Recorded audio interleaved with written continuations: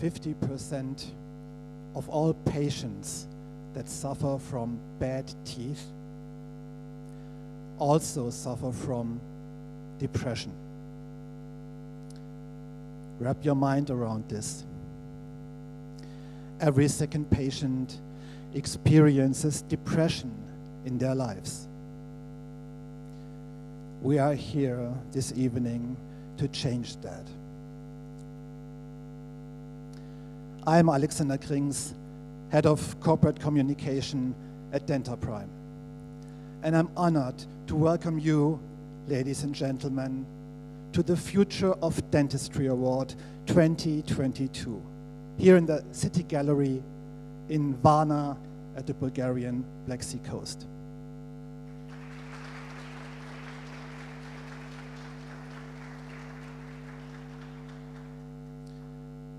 For many patients, toothlessness and ill-fitting dentures are an extreme burden to live a normal life as we know it. And usually they suffer for a long time. Das ist eine lange Geschichte, die vor ca. 12 Jahren begann. Ich hatte Zahnschmerzen, ging zum Zahnarzt und er sagte mir, alle Zähne oben müssen raus. Dann kam natürlich die Frage, welchen Zahnersatz wähle ich, was mache ich. Damals war ich herzkrank gewesen zusätzlich und durch Hartz IV in Deutschland hast du halt kein Geld, weißt nicht, was du machen sollst, also das Billigste vom Billigsten. Man hatte eine herausnehmbare Prothese. Damit fing die ganze Chose dann an. Einmal war man unglücklich, dass man keine Zähne mehr hatte. Man fühlte sich total unsicher. Man ging nicht mehr raus, man hat keine Freunde mehr gehabt. Es löste sich alles auf. Man war arbeitslos durch die Krankheit. Man war wirklich am Verzweifeln. Und dann diese Zähne beim Essen, jedes Mal locker fielen sie runter. Man hat dann zum Essen die Zähne schon rausgenommen und fühlte sich überhaupt nicht mehr wohl. Das Leben machte gar keinen Spaß mehr. Es wurde immer schlimmer und irgendwann bin ich dann so weit gewesen, irgendwas musst du machen. Zu Hause rumsitzen, depressiv werden, macht keinen Spaß. Irgendwas musst du tun. Also habe ich mir eine neue Arbeit gesucht. Dann kam die Angst vor dem Vorstellungsgespräch. Die Zähne. Nimmst du sie mit, lässt du sie draußen. Ich habe sie reingetan und mitten im Gespräch fiel sie natürlich, weil sie es gelockert hat, runter. Yeah. How confident would you feel if your teeth came off during a job interview? For me, the interview is over. Dental professionals and scientists, like the nominees for this award, work relentlessly to turn around the lives of patients like Uwe.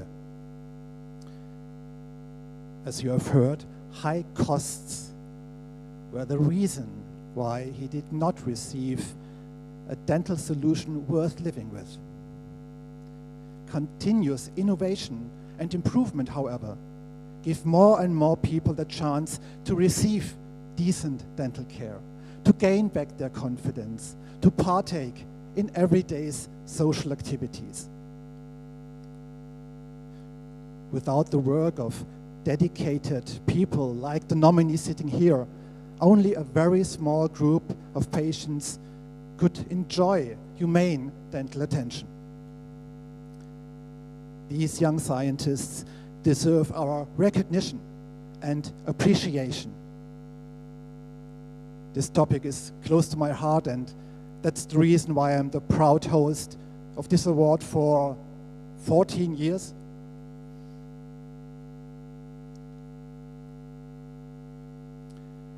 Our world is changing ever faster. Digitalization is accelerating. All aspects of life, dentistry is no exception. Software is eating the world, they say. But despite the disruptions caused by algorithms, there are parallel, revolutionary developments in biotechnology and genetic engineering, perhaps even more important in software. But again, it's technology's job to reduce the costs for treatment, while at the same time widening the group of patients medically suitable to receive those. Now we are going to hear a piece of music by the composer Paul Jenkins. I think this music fits quite well to the dramatic changes we are facing in today's world. It is played by Trio Elegance from Varna.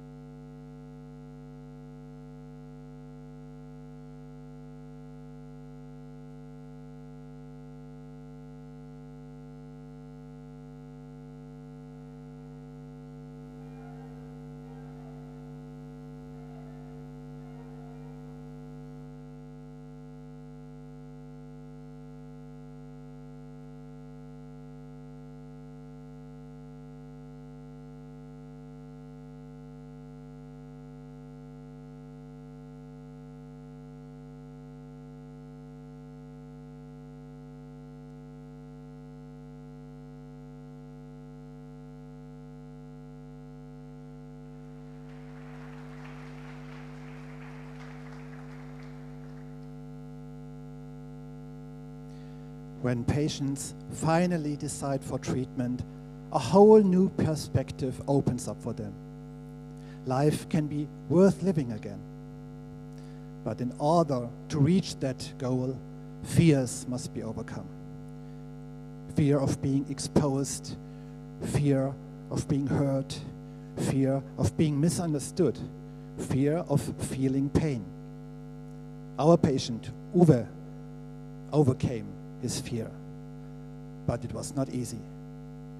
Wenn Sie sich vorstellen, es wurden 10 Zähne gezogen, es wurden 10 Implantate gesetzt für Ober- und Unterkiefer. Wer da nicht nervös ist und sagt, oh, das macht mir überhaupt nichts aus, also das kann ich nicht ganz nachvollziehen. Was war, ist das Ergebnis, was hinterher war, es war einmalig. Jeder rechnet mit Schmerzen, jeder rechnet mit dicken Gesicht, blaue Augen oder wie auch immer, es war gar nichts. Ich hatte keinerlei Schmerzen, klar, ein bisschen Nachbluten ist normal bei solchen Sachen, aber es war gar nichts. Keine Schmerzen, kein dickes Gesicht. Ich war einfach glücklich, dass ich mich zu diesem Schritt habe entschieden. Und wenn man bedenkt, am nächsten Tag wurde gleich das Provisorium eingesetzt in Oberkiefer und Unterkiefer. Ich konnte essen, ich konnte wirklich alles essen. Yeah, amazing. Future of Dentistry Award 2022, endowed with a prize money of 3,000 euro. To those of you watching right now, let me say, we received great applications. We were deeply impressed by the quality of work and the genius projects. But unfortunately, we can crown only one winner per year. But already now you can send us your application for next year's award. 2023 will be all about implantology, implant prosthetics, and stem cell research in dentistry. The call for papers already starts this month in October 2022. I would like to ask the chairman of the jury, Dr. Ivan Peev, to join me on stage.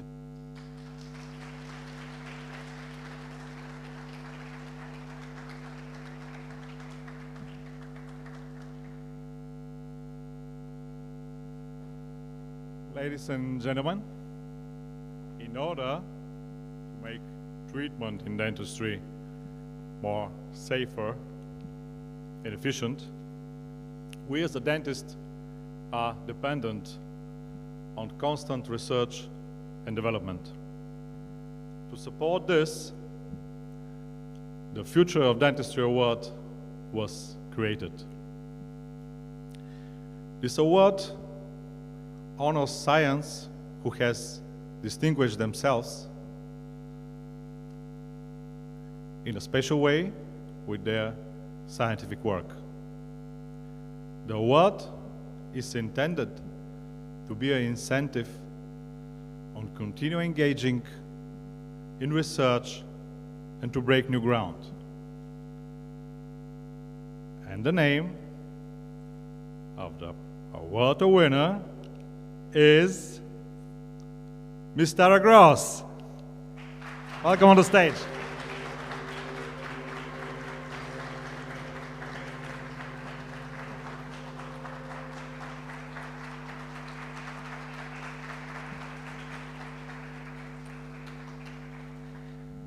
Her doctoral thesis entitled Biomechanical Modulation of Stem Cells from a Dental Pulp was judged by the jury as innovative, practical, and scientifically valuable.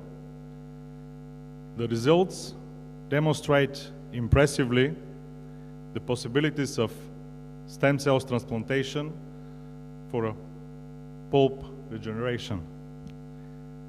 Dear Ms. Gross, I would like to congratulate you with the receiving of Future of Dentistry Award 2022.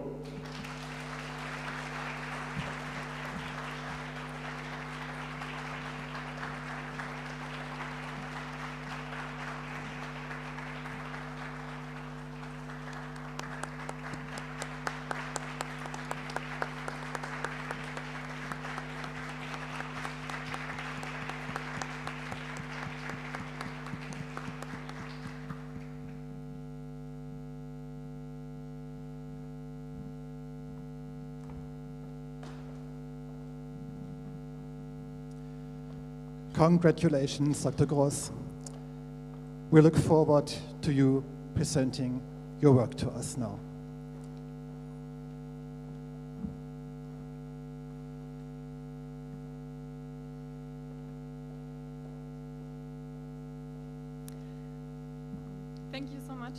the introduction. And yeah, I'm happy to be here, and I'm honored to present you biomechanical modulation of dental pulp stem cells for pulp regeneration. First, I would like to give you a brief overview about tissue engineering, dental pulp stem cells, and biomechanical transduction. Next, I would like to present the aims of the study, material and methods and results. And finally, I would like to present discussion and conclusion. In order to produce controlled cultivation of tissue, we need cells that are able to fulfill the function of the tissue. We need scaffolds as cell carriers to transplant the cells, and signal molecules to guide the cells in their way to produce tissue. And next, we need blood supply for nutrition purposes. And then with these components, we can regenerate pulp. Stem cells in general are able to differentiate into certain cell types. Stem cells are subdivided into omni or totipotent, pluripotent, and multipotent. And in this order, the differentiation potential decreases, so that omnipotent stem cells are able to differentiate into all cell types and form an entire organism. Pluripotent stem cells are able to differentiate into cells of the three germ layers, ecto, meso, and endoderm. And multipotent stem cells are able to differentiate into one particular cell type. DPSCs, dental pulp stem cells, derive from an embryonic mixed tissue, so they might possess broader differentiation capacities. Recent studies, though, report about pulp-like tissue formation, so it's tissue that is more similar to the periodontal ligament, bone, or cement. And as a reaction of irritation of the pulp, it produces 5 different types of hard tissue. So it seems to be a problem that those cells get the message to produce hard tissue instead of soft tissue. The characteristics of the pulp is that it's a soft tissue, as I said, and it's almost entirely surrounded by hard tissue such as dentine and enamel. Cells in general are able to perceive the nature of their environment, and this perception, such as surrounding attributes as elasticity, they perceive via focal contacts, and those focal contacts start with integrin, which is connected to adapter proteins like taline, paxillin, and vinculin, and also to the actinocytoskeleton, as well as to the focal adhesion kinase. This one can trigger signaling cascades downstream and give the cell the message to differentiate and adapt in order to survive. So the biomechanical stimuli of the extracellular matrix give the cell feedback about their geometry and cell position, and guides the cell in adhesion, morphological changes, and differentiation. The aims of this study was to first establish the methods that is best suited to enrich DPSCs. Next, we wanted to know how the cells respond to different elasticities. And finally, we wanted to give a recommendation for which elasticity would be best suitable for pulp regeneration.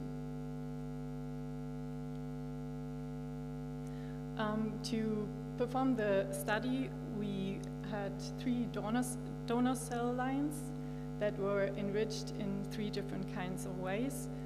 First one was the magnetic activated cell sorting via paramagnetic microbeads, and this group was called STRO+. We also enriched DPSCs via colony-forming units and called those C-unsort. And the third group was a combination of both, which was called C+. Afterwards, we analyzed the expression of STRO1 and different stem cell marker via indirect immunofluorescence. We performed a colony-forming unit assay and a galactosidase assay as well. The STRO+ cells provided the best results, so that we seeded those onto different elasticities with 1.5, 15, and 28 kilopascal, and cultivated those for 3 days. Afterwards, we performed indirect immunofluorescence of 9 different proteins of biomechanical transduction, and also we performed real-time qPCR to find out the gene expression.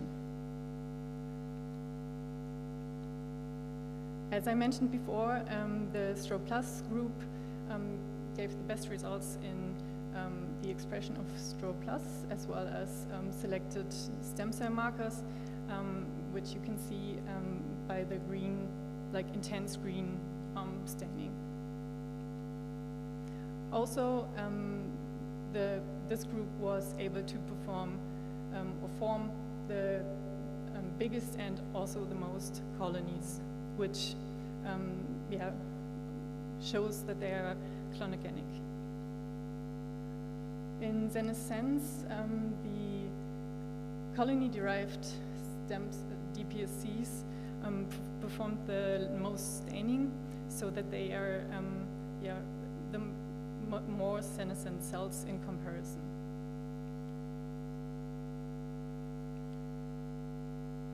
Growing on different elasticities, those cells developed a different phenotype. So on 1.5 kilopascal, cells were more round. On the intermediate elasticity, stem cells were star-shaped, and on the stiffest elasticity, cells were more stretched and elongated, and also had more extensions. The cytoskeleton was also differently organized. The cells on the soft substrates were more diffusely in their organization, and intermediate cells had more parallel and organized structures, and the stiff elasticities showed more area-wide coloring. Adapter proteins like paxillin were found close to the nucleus on soft substrates, and the stiffer the substrates, the more those proteins we found to be on the cell margins, as you can see here. In signaling transmission, the protein ERK was more, or the phosphorylated form was more intense on all substrates. So this activation seemed to be more intense, and the most phosphorylated ERK we could see on the stiff substrates. In gene expression, most pulp markers were found on the soft substrates with 1.5 kilopascal. Most cytokines were expressed on intermediate elasticities, and on the stiff substrates there was the least expression in both groups.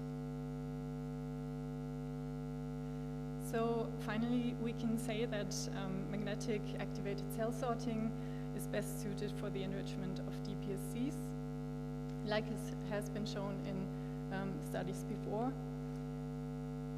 This could be seen in the high expression of STRO1 and also selected stem cell markers. They had the biggest potential of forming colonies and less senescence in comparison. The phenotype, mechanical transduction, and gene expression could be modulated by different elastic substrates. And in context to existing literature, we can say that DPSCs on soft substrates developed soft tissue differentiation. DPSCs on intermediate substrates express most cytokines so that they might possess the ability of being trophic mediators. And DPSCs on stiff substrates can be seen in context of hard tissue differentiation. In conclusion, recent studies talk about or report about the obliteration of the tooth, of the root canal, and perform hard tissue formation. In interpretation of this study, it seems reasonable that cells that encounter an empty pulp chamber start to produce hard tissue as well. So we need a scaffold as a space keeper, and scaffold material of 1.5 to 15 kilopascals seem to be suitable for those purposes. I'd like to thank you all for your attention, and I'd like to give special thanks to Susanne Proksch, which was my PhD supervisor, and then also thank you very much for the entire DentaPrime team for making this possible, and of course family and friends and Manuel Vogel, who can be here today with me. Thank you.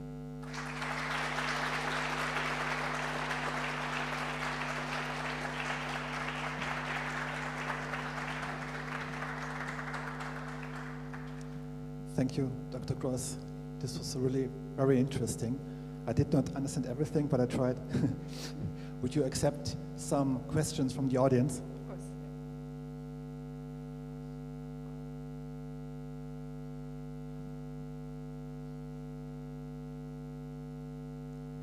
Dr. Gross, first, congratulations for your award. And I want to ask you a question. What do you think? How many years will it take until this technology is suitable for clinical practice? Thank you. Thank you for your question.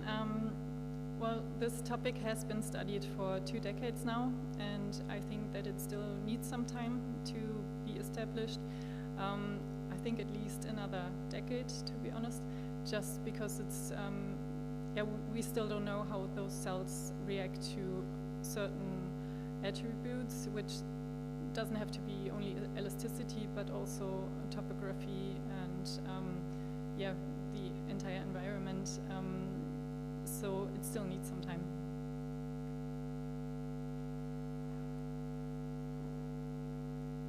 Thank you for this amazing research. I had this question. What do you think is the biggest challenge in making breeding of teeth possible?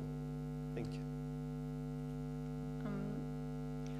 Well, I think the breeding of teeth is limited by the determination of amyloblasts, but I think we are very close to keeping teeth vital, which could be a huge advantage.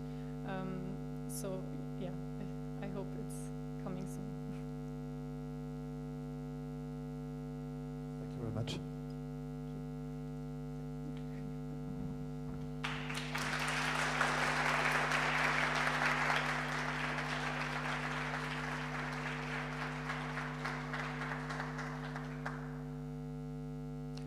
Yeah, thank you again, Dr. Gross. We have one lucky winner, and we have one lucky patient.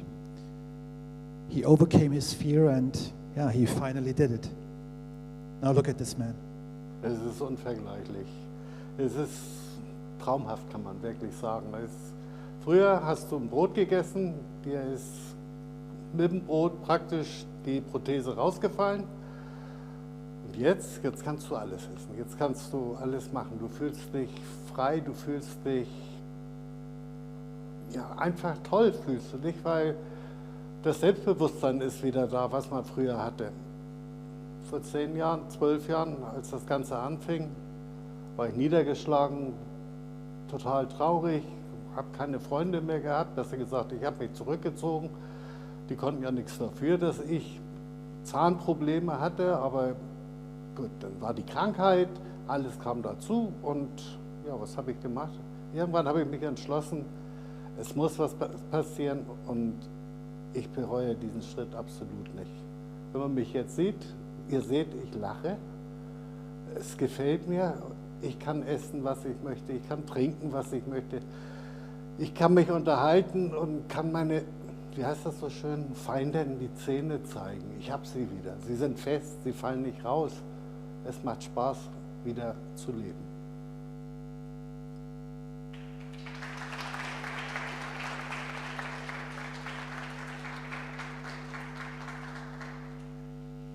Yeah, what you explained to us, Dr. Groß, I think this is really the future of dentistry, breeding of teeth, the future of teeth replacement. One day, our patients will be among the first to benefit from this kind of treatment, I promise. Yeah, thank you very much, dear guests, for attending this event. I wish you all a very pleasant evening and see you next year.